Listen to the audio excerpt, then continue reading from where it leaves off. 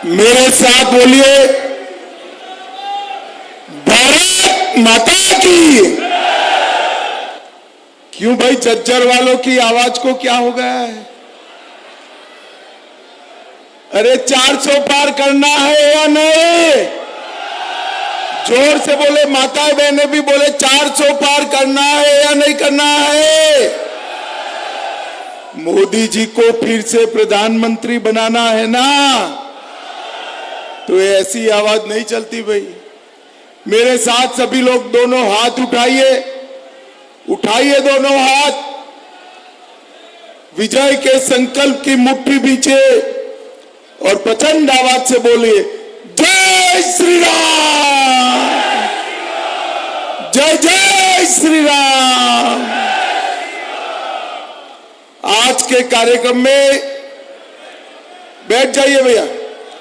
मंच पर उपस्थित हमारे राष्ट्रीय मंत्री श्रीमान ओम प्रकाश धनखड़ जी, लोकसभा प्रभारी श्री राजीव जैन जी, श्री अरविंद यादव, लोकसभा समन्वयक श्री लक्ष्मण यादव, विधायक जी बाबा बालकनाथ जी, हमारे बहुत बड़े पीठ के अध्यक्ष है बाबा जी, जरा प्रणाम, सब ताली बजाओ बाबा के लिए।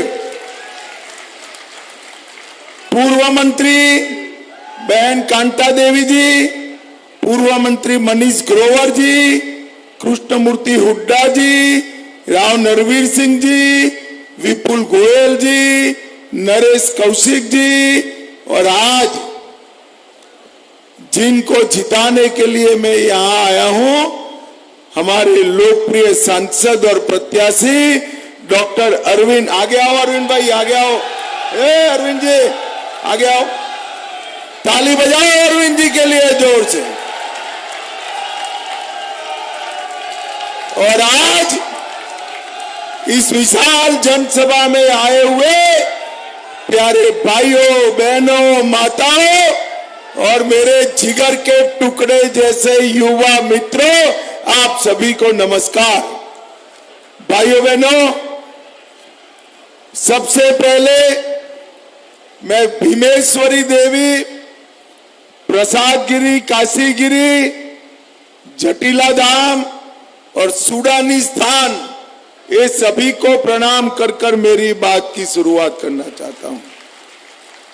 आज मैं यहां आया हूं तब लाला लाजपत राय, महान किसान नेता छोटूराम जी, पंडित श्रीराम शर्मा, भगवत दयाल शर्मा, चौधरी चरण सिंह जी और डॉक्टर मंगल सेन को भी प्रणाम कर कर मेरी बात की शुरुआत करता हूं। भाइयों बहनों, आज छठे फेज का चुनाव चल रहा है, पांचवें फेज का चुनाव चल रहा है।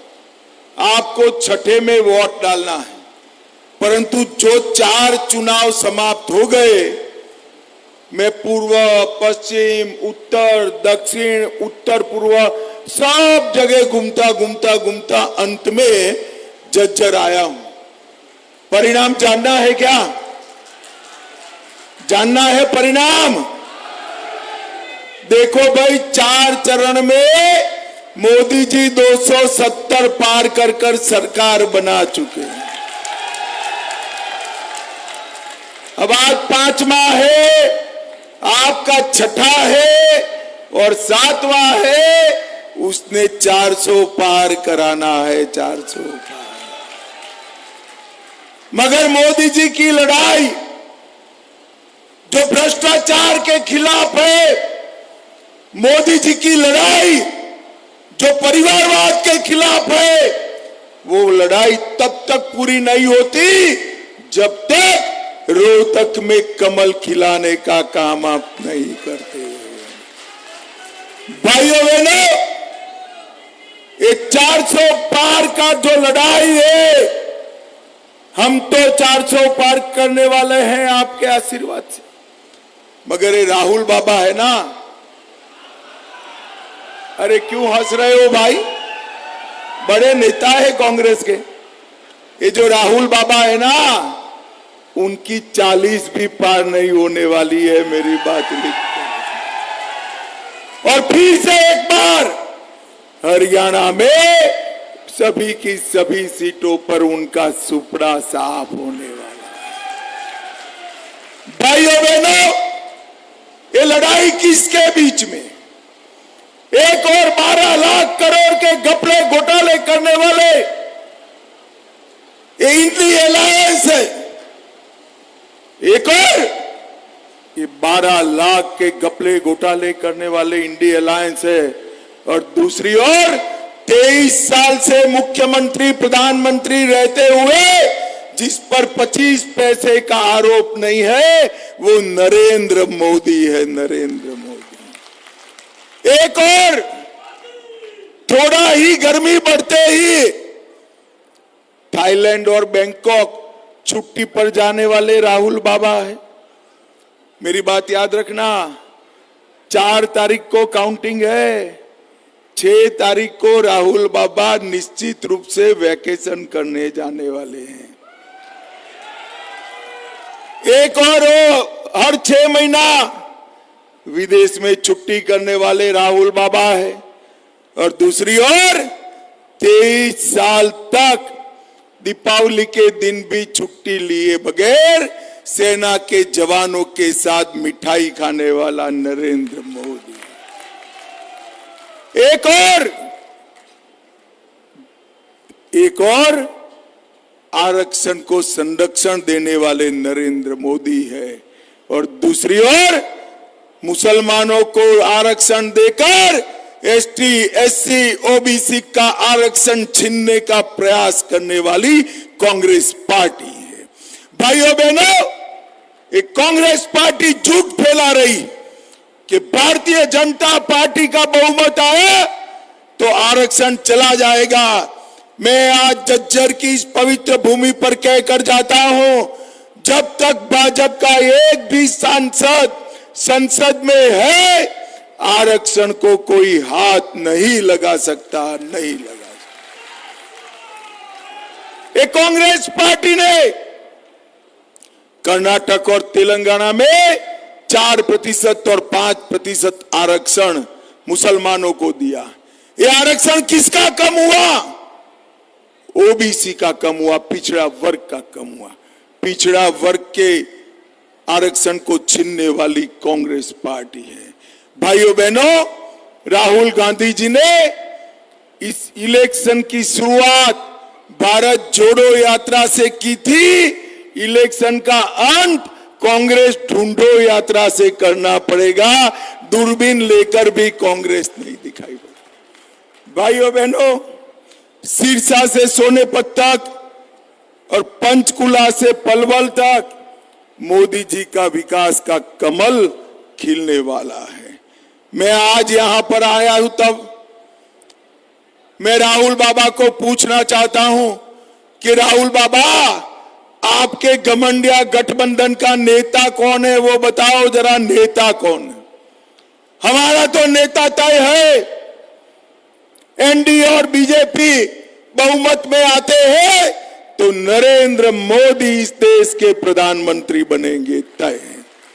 आपका नेता कौन है? आप बता सकते हो झज्जर वालों, इनका नेता कौन है? चलो भैया, मैं एक एक कर पूछता हूं। शरद पवार प्रधानमंत्री बन सकते हैं क्या? ममता बनर्जी बन सकती है क्या? उद्धव ठाकरे बन सकते हैं क्या? स्टालिन बन सकते हैं क्या? अब हंसना मत। राहुल बाबा बन सकते हैं क्या? अरे क्यों हंस रहे हो यार? राहुल बाबा भी नहीं। भाई, एक पत्रकार ने उनको पूछा कि आपका प्रधानमंत्री का प्रत्याशी कौन है, तो उन्होंने कहा बारी बारी एक साल 5 लोग बनेंगे। बोली, मुझे बताओ झज्जर वालों, देश ऐसे चल सकता है क्या? अरे जोर से बोलो, चल सकता है क्या? ये बारी बारी प्रधानमंत्री बनाने निकले हैं, इस संगीत कुर्सी खेलने निकले हैं। मैं उनको पूछता हूं, ये 5 साल के प्रधानमंत्री के प्रोजेक्ट में पाकिस्तान को मुंह तोड़ जवाब कौन देगा, मुझे बताओ। कोरोना जैसा महामारी आया, कौन बचा सकता है? चंद्रयान कौन भेज सकता है? भाइयों बहनों, पूर्व हो, पश्चिम हो, उत्तर हो, दक्षिण हो, जवाब फिक्स है, मोदी मोदी मोदी मोदी मोदी। झज्जर वालों मुझे बताओ, ये हमारा जो हरियाणा है इसमें 3 विशेषताएं हैं। एक, हरियाणा में फौजियों, हमारे बेटों ने, हमारी वीरांगनाओं ने अपने बेटों को फौज में भर कर रखा है। आज पूरा देश चैन की नींद सो रहा है क्योंकि मेरा हरियाणा का जवान सीमा पर पाकिस्तान का सामना कर रहा है। दूसरा, खेल कहां पर भी खेला जाए, नेशनल खेला जाए, इंटरनेशनल खेला जाए, देश को अगर मेडल मिलता है तो हर तीसरा मेडल लाने वाला मेरा हरियाणा का धाकड़ होता है, धाकड़ होता है। और तीसरा, देश आज अनाज के क्षेत्र में आत्मनिर्भर है तो इसका कारण हरियाणा का मेरा किसान है, किसान है। भाइयों बहनों, ये तीनों क्षेत्रों में कांग्रेस ने क्या किया? बोफोर्स का घोटाला किया, सबमरीन का घोटाला किया, एयरफोर्स का घोटाला किया, हेलीकॉप्टर का घोटाला किया और 1 रैंक 1 पेंशन नहीं दिया। मोदी जी ने 14 में प्रधानमंत्री बनने के साथ ही 1 रैंक 1 पेंशन देकर हमारे सेना के जवानों को 1,20,000 करोड़ दिया। मोदी जी ने खेल का बजट 3 गुना किया, स्टेडियम बनाए, इंटरनेशनल कोचिज लाए, मानदंड खिलाड़ियों का बढ़ाया, पारदर्शी सिलेक्शन किया और इसके कारण आज हम खेलों में दुनिया में छाए हुए हैं। और याद रखना युवाओं, 36 का ओलंपिक भारत में होने वाला है, भारत में होने। और मोदी जी ने एमएसपी पर लगभग 12 लाख करोड़ रुपया, ये कांग्रेस पार्टी 10 साल में 12 लाख करोड़ का गेहूं धान खरीदी थी। कितना क्या खरीदी थी भाई, बोलो तो? 12 लाख करोड़। कितना? और नरेंद्र मोदी जी ने 10 साल में 1,20,000 करोड़ का धान खरीदने का काम। भाइयों बहनों, इस सोनिया जी अपने बेटे को पीएम बनाना चाहती है और हुड्डा जी अपने बेटे को सीएम बनाना चाहते हैं। अब जो बेटों के लिए काम करे वो झज्जर के युवाओं के लिए काम कर सकता है क्या? जोर से बोलो, कर सकता है क्या? झज्जर के युवाओं के साथ केवल और केवल झज्जर के युवाओं के लिए नरेंद्र मोदी काम कर सकते हैं। नरेंद्र मोदी जी ने हर गरीब को घर दिया, घर में शौचालय दिया, माताओं बहनों को गैस का सिलेंडर दिया, घर में बिजली दी, नल से जल दिया, 5 किलो अनाज फ्री ऑफ कॉस्ट दिया और साथ में कोरोना का टीका भी लगाया। भाइयों बहनों, मोदी जी ने इस देश को सुरक्षित करने का काम किया है। मैं आज कहना चाहता हूं, पूछना चाहता हूं, झज्जर वालों, ये कश्मीर हमारा है या नहीं है? जोर से बोलो, है या नहीं है? ये खड़गे जी कहते हैं राजस्थान हरियाणा वालों का कश्मीर से क्या लेन देन है? अरे खड़गे साहब, 80 के हो गए, आप इस देश को नहीं जानते हो।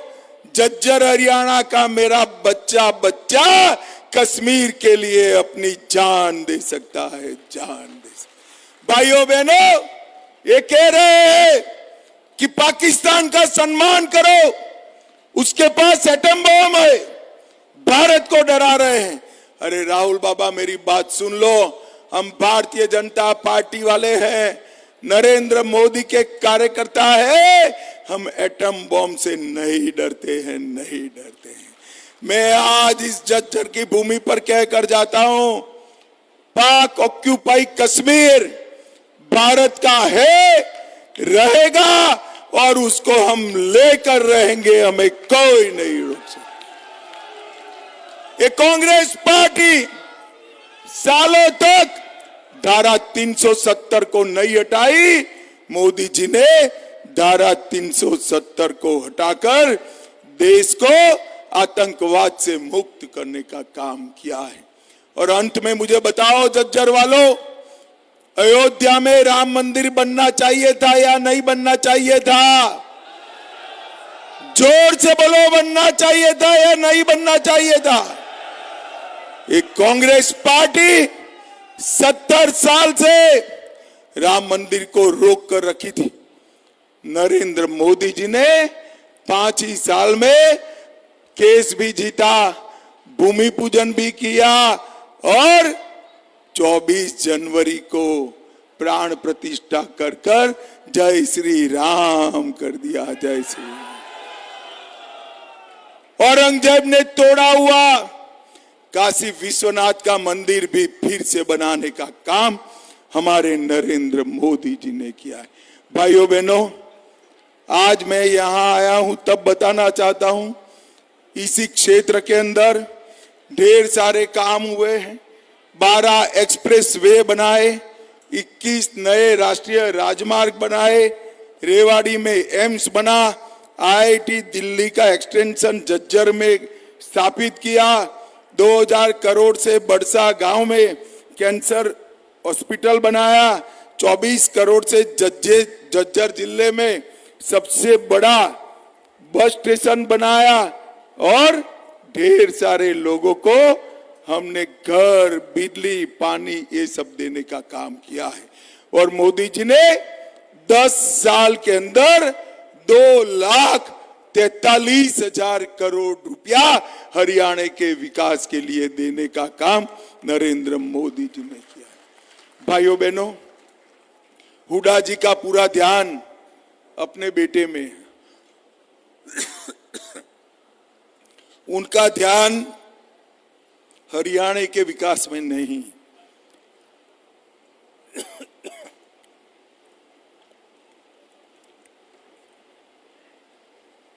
ये हमारे अरविंद जी है ना, ये देखने में दुबले पतले लगते हैं, मगर जब रोहतक की विकास की बात आती है, अच्छे अच्छे से झगड़ा कर कर आपका काम कराने वाला आदमी है। बड़े घर के बेटे को जिताओगे ना तो घर पे नहीं आएगा, मिलने नहीं आएगा, गांव में नहीं आएगा। अरविंद भाई को जिताओगे, पान की दुकान पर आपको हाथ में मिल जाएगा। मुझे बताओ, अरविंद शर्मा को जिताओगे क्या? जोर से बोलो जरा, जिताओगे? कमल के निशान पर बटन दबाओगे? देखो भाई, अरविंद जी के नाम के सामने कमल के निशान पर बटन दबाओगे तो एक एक वोट नरेंद्र मोदी को प्रधानमंत्री बनाने वाला है।